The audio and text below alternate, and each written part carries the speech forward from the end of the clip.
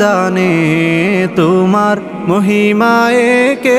আসসালামু আলাইকুম, সবাই কেমন আছেন? আশা করি সবাই ভালো আছেন। আজকে তৃতীয় রমজান। তো আজকে আমরা একটা আয়োজন শুরু করে ফেলেছি ইফতারের। তো অবশ্যই সবাই দেখতে পাচ্ছেন, আমার ভাতিজা, আমার ভাই, আমার পাড়া প্রতিবেশী, আমরা কয়েকজন লোক মিলে একটা আয়োজন করতেছি।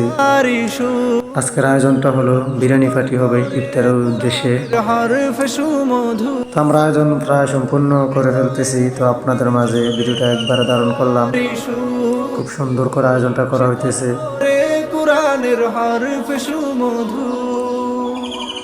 এবং কি দেখেন, এই যে বিরিয়ানিটার কালারটা খুব সুন্দর হয়েছে।